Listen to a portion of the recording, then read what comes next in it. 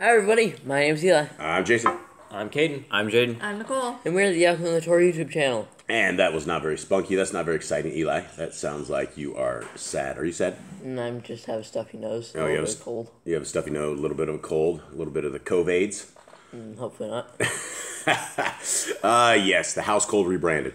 Let's begin. Thank you guys very, very much, our little digital family. Thank you guys very much for joining us and being a part of this little ecclesia. We would not be as happy as we are unless we had you guys here, and we are truly blessed by having this tiny ecclesia. And today is a dog bath day. Is everybody looking forward to a dog bath day? No. No one? No drum rolls for dog bath days? No. No. Hey, you know what? Your Gram, she says you guys have the best drum roll anywhere. She loves your drum rolls, and that's only something that a grandma would say. And so we love you, Gram. Thank you for being part of our family and hanging out with all of us and all of you guys out there. You guys are all our family. You guys are our brothers. You guys are our sisters, because that's what Messiah Yahushua said. Today is a Thursday on the Gregorian calendar. It is the 7th day on our Creator's calendar. It is the 5th day of this week. It is the 9th month of the Creator's calendar, and tomorrow is a preparation day. All right. One thing I want to go into real quick. We do have a spunky, funky little group over on Telegram. Some people don't know how to get to Telegram. These instructions right here would be only if you had an Android device. We'll have to do another video on an Apple device and record it because I'm running on an Android. You guys could type in. So this is what you would do, and this is actually instructions for Phyllis and for anybody else who's trying to get to our little Telegram group. Up top right here, you just type telegram.org, telegram.org. That's in your browser. Open up like Chrome or Firefox or Safari or whatever it is and type that in. When you make it to this, because I am an Android, I saw something like this. And so if you guys have an Android, these instructions are for you. If you don't, let me know what device you have in the comments, and I'll do one specifically for that. So you're just going to click on Telegram for Android right there. And then it will take you to this next little thing, and it says download Telegram. And Telegram, even though it's owned by a guy who is part of the World Economic Forum, and all those people are pretty much sold out Satanists, Telegram is probably the last place other than 153news.net that you will actually have censorship-free content. They do censor a little bit on Telegram, but nowhere near like they do on YouTube. BitChute is just a censorship hole. So anyway, you're gonna click download Telegram. When you do that, in the description, after you download this, there'll be like a little thing that you can install. Install it. Click on it. See if you can get it installed. If you're able to get it installed, all you need to do is look in the description on YouTube under the video where it says Telegram and click that link. And it should pop you into Telegram. It should get you to where you need to go. And maybe I'll have Eli do a whole video on exactly from the beginning to the very end on a brand new Telegram account if that doesn't help people. So once you get there and you click on the link inside the description, it will pop up. And this is the Yahuwah and the Torah Telegram group right here. And there's 32 members in there. And it is a spunky, funky little group of very good people who are very, very awake, and they are just, it's a very, very good support group. And on the bottom it has the join. You have to click on the join at the bottom. Yes, so at the very bottom, when you guys click on that, at the bottom of it will say join. Click join, and that will get you guys into this, and you guys will be able to hang out with the rest of the crew. And again, it's a very good support group. Very, very nice ladies and guys that are there. And so here we are. We are in Lucas 11 today, and we will be going into our handy dandy split screen.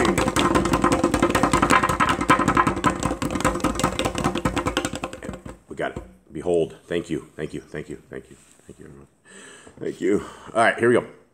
Luke 11. Anyone have anything? Any praise and worship? Anyone have anything awesome going on? I am thankful for the family that Yah has provided to me. Not just this immediate family, but my family of you guys that are out there, all our friends and family. We've met people that we literally consider brothers and sisters and family. And I am very, very, very thankful for my immediate family and for my extended family, which are you guys out there. Anyone else have anything? The ability to smell. The ability of smelling things. Every day we use our nose to smell stuff and to tell us if it's good or bad. Good or bad, is run away from it or get closer to it, right? Cinnamon rolls or foul smells that we should avoid. Okay, all right. Well, thank you guys very much. Let's get on Luke 11. We are looking for law, statutes, and commands of Messiah Yahushua. Who is Messiah Yahushua, gentlemen? Jesus Christ, but that's not his name. And who is he? Go on. He is the Messiah. He is the Son of the Most High, and he was our Melchizedek priest. Okay, and as a family, or I guess as individuals, what do you guys believe about the Torah? What is the Torah, and what are we doing right here? I believe the Torah is good for all generations, and I believe that the Messiah was here to basically absolve us of our sins, but not do away with the Torah. Yeah, and so the Torah is good to keep for all generations. Genesis, Exodus, Leviticus, Numbers, and Deuteronomy. And it will bless your life. It will enhance your life. It will give you a foundation for your life. And when you are in the Torah, life will become a lot better. It doesn't mean you will not have any kind of issues. It just means that life will be a lot better because you will be under the covenant of our Creator. And that's the best place to be. Okay, Luke 11. And it came to be, while he was praying in a certain place, as he ceased, one of his Talmudians said to him, Adonai, teach us to pray, as Yochanan also taught his Talmudim. And he said to them, okay, first of all, do we know what prayer John taught his Talmudim? We have no idea. We never get anything. It's a mystery. It is a mystery. That would be very interesting to know how Yochanan taught his people to pray. Probably similar to what Yahushua was saying. Yeah. And he said to them, when you pray, say, Our Father in the Shamayim, let your name be Kodesh. Let your reign come. Let your desire be done on earth as it is in the Shamayim. Okay, what do we make of this right here? He's talking to the Father. He's like, that's how to open up to the prayer. You say, Our Father. Yeah, and does it say, Our Father in the Shamayim, let your rapture happen? Our Father in heaven, let your rapture be fast?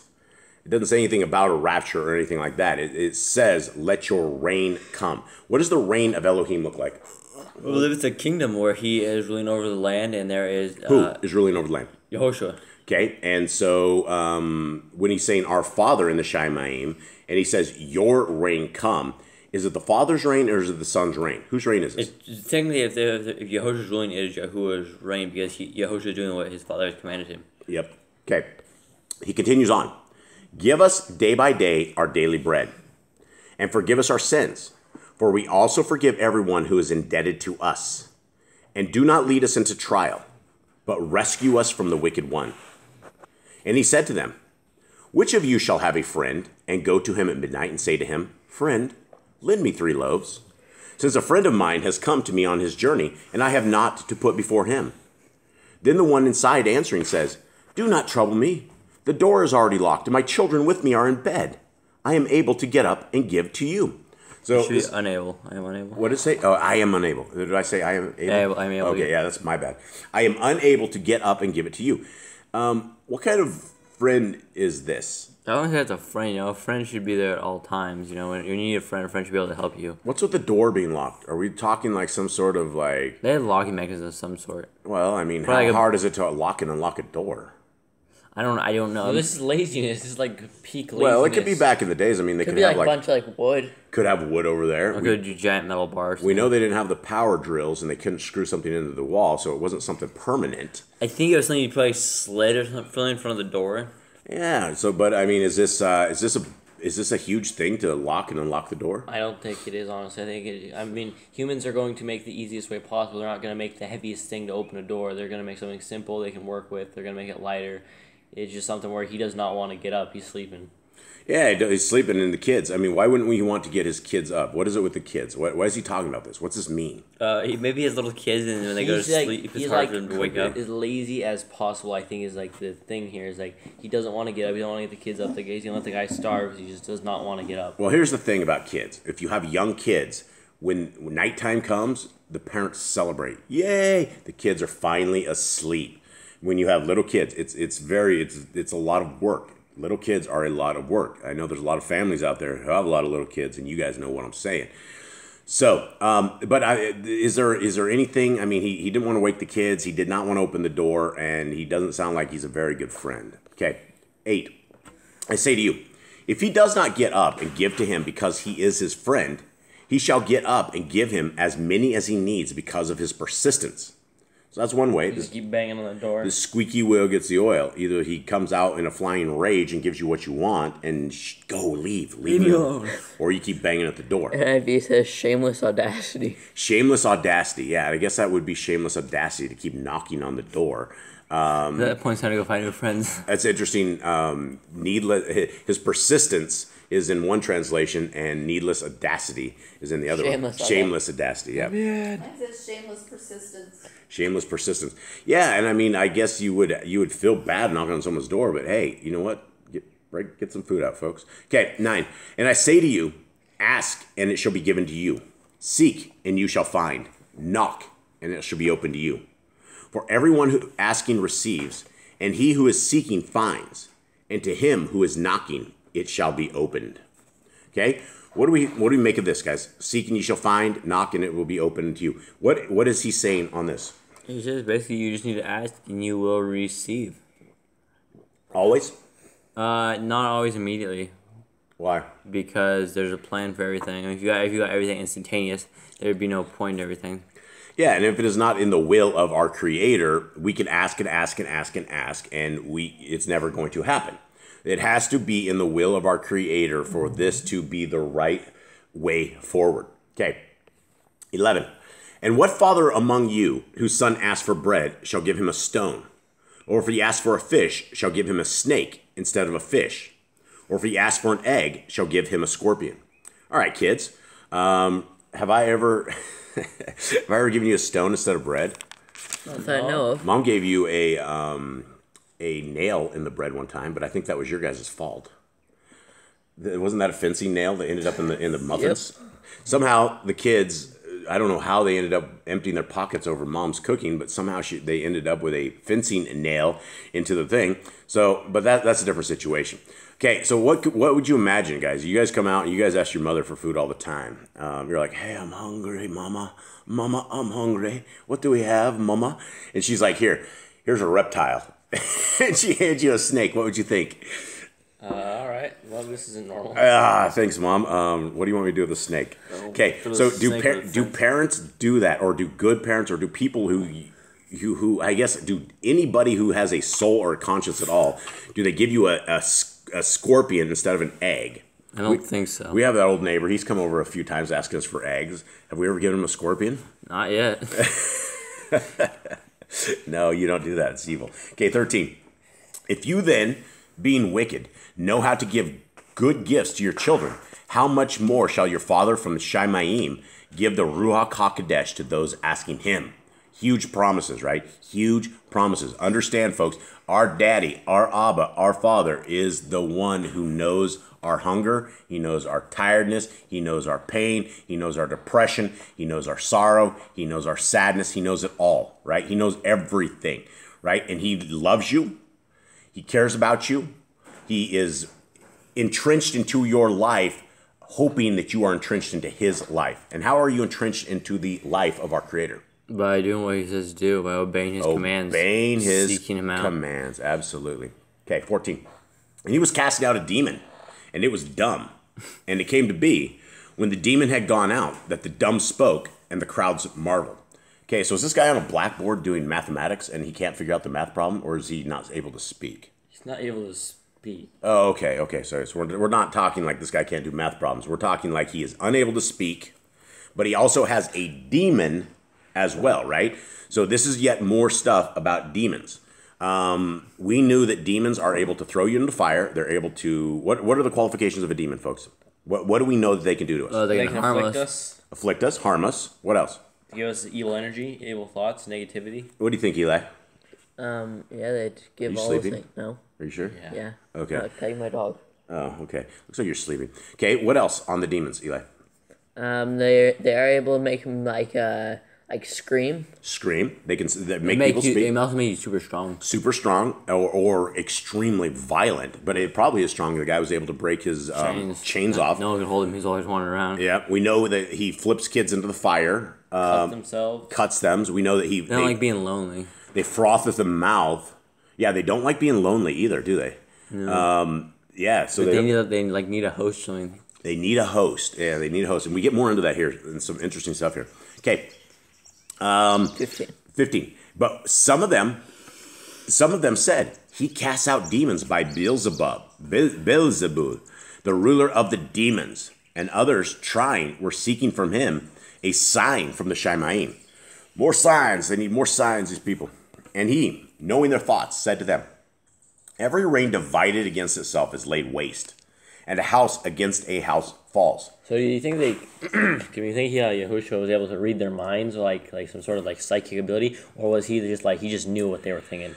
Well, that is a very interesting thought, because we can, as human beings, that is the power of our Creator, is face motions, stuff like emotions on our face. I could tell how your mom is feeling simply by watching her. Just look across the room. I can see all of that, right? And so we can obviously figure out how bad humans have it, or the demeanor of people, or how broken they are by simple observations. But I believe that Messiah Yahushua was able to hear them. There's several times when he started up conversations with them, and it's like he knew what they were thinking, or Yah provided their thoughts to him, or something of the sort. I wonder how many times that just freaked him out. It just really unnerved them. Unnerved them and unnerved him. I mean, here's the problem. If you guys could actually read people's minds, you would be probably extremely offended. You would be extremely offended. As this guy's sitting here smiling at you, looking at you, and this guy's going, well, this guy looks like he's a fatty. And you're sitting there and he's smiling at you, and this guy just called me a fatty. You know, you probably wouldn't, you're like, wow, well, you're smiling at me, but yet you're calling me names. That's the thing, right? It doesn't become open until we lay words to it. So anyone have any other, anyone think Messiah Yahushua, can he read minds, or is he just picking up on perceptions of people? Yeah, I think he's extremely perceptive. You think he's perceptive? I think so. He doesn't have any. I think he's got some powers that, like where the Ruach could provide him with, like thoughts, or like, hey, you gotta think of this. You need to say this. All right, Eli, I got one perceptive and one thought reading. What do you think? I think it's thought reading. You think it's thought reading, Nicole? Okay, so we got three to because it always says 1. knowing their thoughts. Knowing their thoughts, yeah, and it could be. You can look at someone and know what they're thinking. That is true. That is very, very true. That is the power of our Creator's creations. Okay, I don't know. We don't know. Okay, going back to where it says a house against a house falls. Does this happen in our house?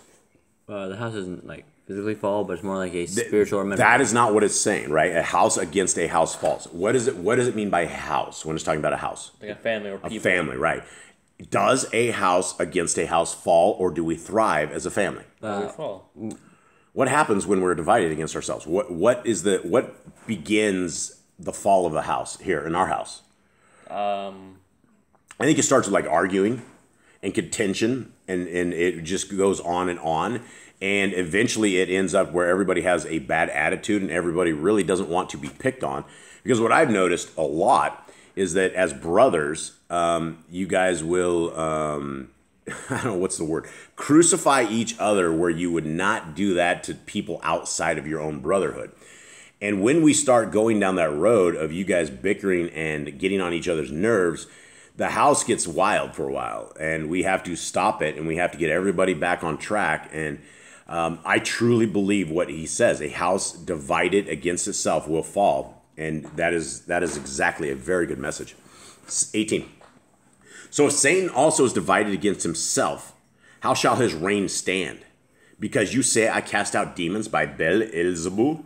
Now, if I cast out demons by Beelzebul, by whom do your sons cast them out? Because of this, they shall be your judges. Okay, what is he saying here? Well, so basically he's saying these people are going to be judged by the demons. Judged by the demons, or judged by the kids? I mean, it says, now if I cast out demons by Beelzebub, by whom do your sons cast them out? He's talking about their sons. So basically, because he's saying that he's from Yahuwah, he's like, if you guys say since I'm from Yahuwah, and you guys say you're from Yahuwah, who are you guys casting the demons out with? Are you guys with Beelzebub as well? Is what he's asking. Yeah, because of this, they shall be your judges. And so, is it the demons being the judges, or their sons being their judges? I think their sons. I think the sons are casting him out with Yahuwah as well. So I think it's the sons will be the judges. The sons are more righteous, and the parents don't die for the sons. sins, the sons don't die for the parents' sins. Yeah, 20. But if I cast out demons by the finger of Elohim, then the reign of Elohim has come upon you. When a strong man, having been well armed, watches over his own court, his possessions are in peace. But when a stronger than he comes upon him and overcomes him, he takes from him all his armor in which he trusted and divides his booty. He who is not with me is against me, and he who does not gather with me scatters. Okay, what is this saying? He who is not with me is against me, and he who does not gather with me scatters. Basically, if you're not winning souls of Yahushua, you're basically setting people astray. If you're not with him, you're against him. You can't say, I'm not for God, or I'm not with Satan or anything. I'm in the middle right now. I don't believe there's on and off. There is no middle ground, no matter how you want to play it, because in the end of the day, the middle ground, Yahushua's going to say, I never knew you were with Satan all along, even though you didn't want to be. You were with Satan because you didn't accept me. Yeah, absolutely. Okay, 24. When the unclean spirit goes out of a man, he goes through dry places, seeking rest. And finding none, he says, I shall return to my house from which I came. And when he comes, he finds it swept and decorated. Then he goes and takes with him 7 other spirits, more wicked than himself. And they enter and dwell there. And the last of that man becomes worse than the first. Okay? We've talked about this before, but this is more the qualifications of what demons are and what they do. And a lot of people do not understand the spiritual warfare that we are all under, that a demon can literally leave and go, get a whole bunch of other spirits and bring them back into you. And this is scary things that everybody needs to understand, is that we are prone to demon possession. Without the Ruach HaKodesh, without the Torah, without the faith of Messiah Yahushua, we are completely prone to demons. And even then, I believe that we can slip, and I do believe that they will fight us, they will get on us, they will work for depression, they will work for all of this stuff. And it feels like one demon's, I don't know, it feels like they bring back a whole pile of them and things are worse. Okay, 27. And it came to be, as he was saying this, a certain woman from the crowd raised her voice and said to him, Baruch is the womb that bore you, and the breasts which you nursed on. But he said, Baruch rather are those hearing the word of Yahuwah and keeping it.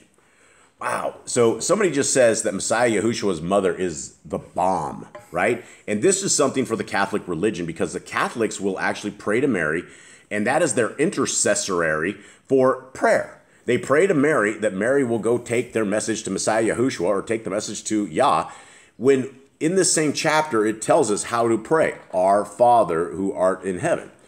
So what do you think? I mean, listen to this. He says, Baruch are those, blessed rather are those hearing the word of Yahuwah and keeping it. What does keeping the word of Yahuwah mean? Well, it's not the prophets. We can't keep the words of the prophets. We can remember them, but we can't do them. We can't do what the kings did. So it's got to be the Torah. That is what we can keep. That is what we can do. Yeah, and it says those who are hearing the word of Yahuwah. The word of Yahuwah is what, folks? The Torah. The Torah. And keeping it. And keeping it. That's what Messiah Yahushua says. So if you are a Christian and your job is, your religion is that you're supposed to be a follower of Christ, our Messiah says that you should be keeping the Torah. That means you should be obeying it. Obedience should be what you are doing. And while the crowds were thronging, he began to say, this generation is wicked. It seeks a sign, and no sign shall be given it except the sign of Jonah, the Nabi. For as Jonah became a sign to the Ninevites, so also the Ben of Adam shall be to this generation. The sovereignness of the south shall rise up in the judgment with the men of this generation and shall condemn them. For she came from the ends of the earth to hear the wisdom of Shalom, and look, a greater than Shalom is here. The men of Nineveh shall rise up in the judgment with this generation and condemn it, for they repented at the preaching of Jonah. And look, a greater than Jonah is here. And no one, when he has lit a lamp, puts it in a hidden place or under a basket, but on a lampstand, that those who come in shall see the light. The lamp of the body is the eye. Therefore, when your eye is good, all your body also is enlightened. But when your eye is evil, your body also is darkened. See to it, therefore, that the light which is in you is not darkness. Okay, I want to touch on this, and I would like to say that I believe there are major things that we can see that we cannot undo that will rip our soul to shreds.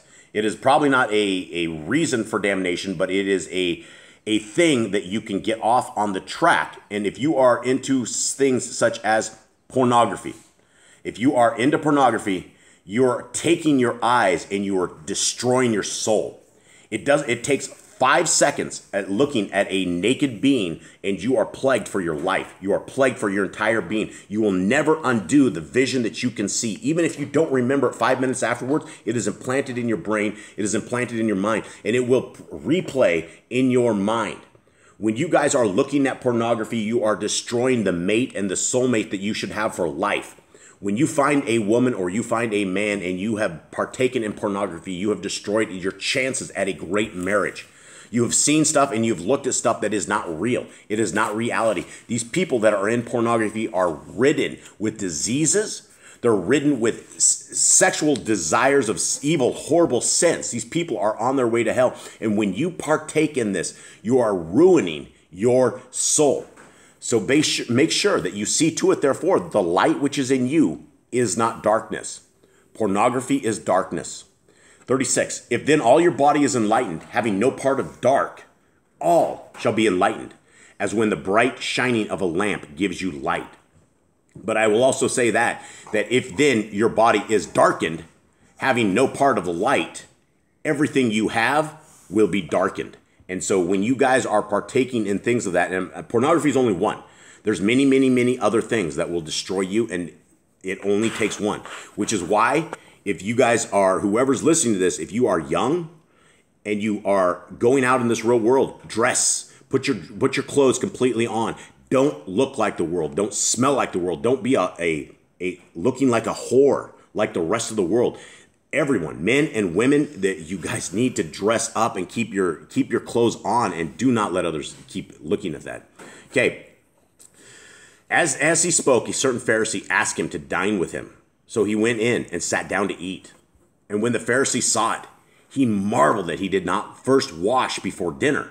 Okay, the Pharisee was the guy, these guys had ritualistic washing of the hands, right? They have special sinks. The Jews have special sinks, and you go and you put your hands in the water one time, and you have a cup on the left side, you have a cup on the right side, you can do a whole bunch of ceremonial stuff, and you wash it like 5 or 6 times before you ever walk in, and you touch something that's dirty, and you've just got your hands dirty again. So Messiah Yahushua did not wash his hands. We're in good company, folks. Okay, and the add-on said to him, now you Pharisees make the outside of the cup and dish clean, but your inward part is filled with greed and wickedness. Mindless ones. Did not he who made the outside make the inside also? Why do you think you said they're filled with greed? Filled with greed. Is it because they're just always after money, after their donations, or their tithing? Is that what it is, or there's something else with the washing of hands that leads to greed? This is what I have come to conclude. And it's not, I guess it's not everybody, but the majority of anybody who is in religion at all screws and rips off the people. They rip the people off with their tithes, with their money, they make a living preaching the word of Yah. It doesn't matter. We ran into people down here who were Torah keepers, and they started soliciting, they were charging the people coming to their little tiny ecclesia tithing. They thought they were part of the Levites. They really thought they were Levitical priests, and they had the power to charge people tithes. And they didn't just charge people, they forced people to pay them. We got into that grift a long time ago, and we had to bust that too. But as far as anything with religion goes, it has to do with greed. Every single person on TV for years and years and years that preaches on TV, these people are loaded. They are rich. They have planes. Like, remember that Kenneth Copeland guy, or that one demon guy? Yeah. Kenneth Copeland. He had like 5 or 6 jets. It was huge amounts. Personal jets, private jets. They're all demons. So yeah, Kate, greed. He probably said that because they're all greedy. And yeah, I don't have an answer to that, but I would imagine that is so. 42. But woe to you. 41? Yeah. Thanks, Jade. But give in kindness of that which is within, and see, all are cling to you. Okay, so he went into this and says, give in kindness of that which is within.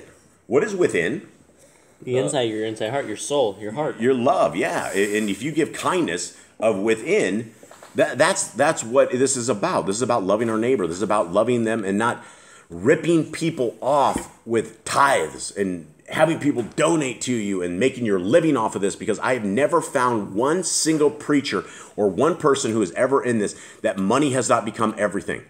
Boss Clan will never, ever, ever take donations. We will never, ever, ever take anything. The one and only time I ever asked for a donation, we ended up getting a book scanner, and now all of our channels are getting knocked out. So to the brother who hooked us up with a book scanner, we love you, brother. Thank you so much. And we are proud to be doing this job and having all of our channels at danger because of this. And again, we're not after subs. We're not after any of this. We're after getting the word of Yah out free of charge to anybody who wants to listen. Okay. Where are we at? We are on 43. 43. Woe to you, Pharisees, because you love the best seats in the congregations and the greetings in the marketplaces. Woe to you, scribes and Pharisees, hypocrites, because you are like the unseen tombs, and the men walking over them do not know. I find that fascinating, right? I found that really fascinating. Like, you could just be walking on a piece of ground, and underneath of you is all the dead, right? And these are what they're talking about, right? They're walking on dead bones. The Talmud and the Talmudic stuff and the Pharisaical Judaism, it's all dead. That's what it is, and they're walking over it. 45. And one of those learned in the Torah answering said to him, Teacher, when you say this, you insult us too. Oh man, the way he responded to this is... But he didn't realize that of course he was insulting them. Okay, 46. And he said, Woe to you also. You learned in the Torah because you load men with burdens hard to bear, and you yourselves do not touch the burdens with one of your fingers. So not only did he say woe to the Pharisees, but then this other guy came up and said, hey, I'm feeling a little offended here. He goes, woe to you then as well. Yeah. You should be woed too. Yeah, absolutely. Now, people don't understand, he's not talking about the Torah being a burden. He is talking about the other 25 books, the Talmud, that have hundreds, if not thousands of other laws. There's like hundreds of laws just to keep Shabbat they have, right? They can't flip their lights on. They can't rip toilet paper, right? Sit in darkness. Yes, sit in darkness. The people are actually will sit in darkness all night and all day, waiting because that's what they think rest is supposed to be. It's tremendous amounts of burdens. And Messiah Yahushua was like, you don't even touch these burdens with one of your fingers, but yet you make everybody else do them. Okay, 47. Woe to you, because you build the tombs of the Nebiim, and your fathers killed them. So you bear witness that you approve of the works of your fathers, because they indeed killed them, and you build their tombs. And because of this, the wisdom of Elohim said, I shall send them Nebiim and emissaries, and some of them they shall kill and persecute, so that the blood of all the Nebiim, which was shed from the foundation of the world, shall be required of this generation. From the blood of Hebel to the blood of Zechariah, who perished between the altar and the Mishkan. Yes, I say to you, it shall be required of this generation. Woe to you learned in the Torah, because you took away the key of knowledge. You did not enter in yourselves, and those who were entering in you hindered. Wow. So stop others from learning the Torah. Yeah. It's like the Talmud. If anybody tries to learn the Torah that is outside of Judaism, they will kill them. That is literally their law, is to kill that person. Yep, and that's why I think the Jews are we'll just let them be okay with the 10 Commandments, but they can't have the rest of the Torah, because that's only for the special people. Well, my friends, you guys are the special people, because you guys are able to have your eyes open and your ears open. And so, 53. And as he was saying this to them, the scribes and the Pharisees began to oppose him fiercely and draw him out on many subjects, watching him and seeking to catch somewhat from his mouth so as to accuse him. So there's a lot of other subjects we didn't get. We probably never got. Yeah, we don't get a lot of this stuff. Fortunately, we get a whole bunch of writings of Brother Shaul, and Brother Shaul's writings aren't so great compared to the rest of this stuff. And I'm not discounting Brother Shaul's writings, but the guy writes very badly, very, very badly. And so a lot of people are led astray. A lot of people have been duped. A lot of people think the laws of Yah are no more and that they can do whatever they want because it's just too hard to keep these laws. And I will tell you firsthand, the laws of Yah are easy to keep, very, very super simple. Unless you're an evil person, then it might be very hard. Okay, anyone else have anything? Tonight is Youth for Yah. Youth for Yah tonight. The final one. Final chapter. Final one. This is the grand finale. Final chapter for hours, and this is a great chapter for women and girls. Women and girls, but it's presented by some boys. Yeah. So are you going to be able to present this right? I think so. Yeah, guest star. You need a guest star? Mom refuses. She's too shy. It took me 20 years to even get her on camera to begin with, and now it's like I get her every once in a while. She'll squeak on the thing, but she really isn't going to be leading a charge by any means. So I guess you guys are on your own, and I think hopefully the Grand will be there to join us. Hopefully the Grand, yeah. Yeah, she can join us with that one. Yeah. So all right, guys, that is it. Thank you guys very, very much. Much love to everybody out there, and we will see you again. All right, Shalom.